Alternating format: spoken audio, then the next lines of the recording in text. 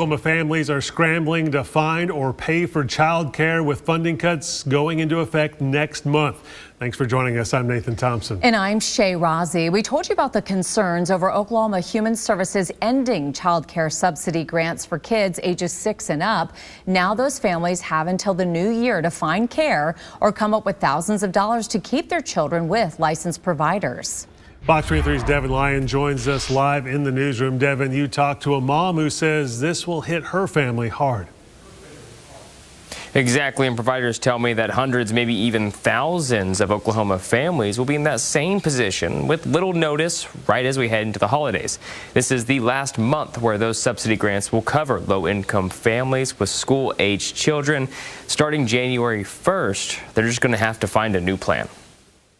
It makes it hard. It does make it hard. I can't imagine my 6-year-old being at home alone by himself at all. Michaela Hannibon is one of thousands of parents affected by OKDHS's next round of cuts, ending childcare subsidies for children ages 6 and up. He has friends here. His sisters go here. So for him not to be able to go here, he will be devastated to learn that he can't come here anymore. All 3 of her kids go to a licensed daycare in Broken Arrow, but in January, her 6-year-old will no longer be covered. She will have to pay thousands a month to keep him in care or make major changes, including possibly leaving her job. Now, losing it for him, I would be probably about $1,000 or so a month just for his age, and that makes it hard as well. You know, that's a whole nother expense to come out of pocket if I have to do that for him. OKDHS says about 23,000 families and 32,000 children are on the child care subsidy program. For all of the families that this is going to impact, if they could pay for the cost of care out of pocket, they'd already be doing it. They receive subsidies because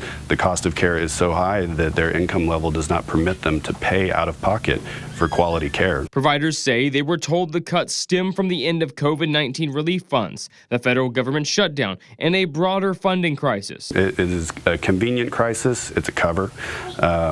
It's a convenient excuse. The state has for a while chosen not to prioritize child care. I know on a national level, child care tends to be viewed as a welfare program. This is not a welfare program. This is a public investment program. Whether you have children or not, high quality early childhood education benefits everybody. Now thousands of families are left scrambling to find money or turning to unlicensed options. They're either going to have to pay for it out of pocket or they're going to have to find somewhere else for the kids to go, and that could be an unlicensed environment. That could possibly be with a relative who might not be the safest place for a child. So what happens when parents are scrambling to find child care for their children? They're hoping to find someone safe, but what happens if they don't? What happens to the children? You know, children are more apt to get hurt when these places are defunded.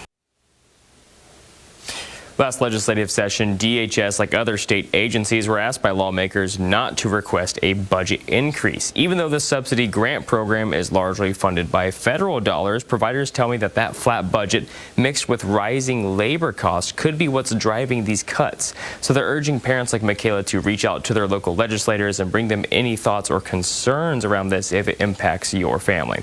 Live in the newsroom covering news that matters, Devin Lyon, Fox 23 News. The State Department of Human Services did not give a timeline for if or when these subsidy grants could return, but they say they are working with federal partners to evaluate the program's long-term stability. We do have a full statement from the agency in this story on fox23.com.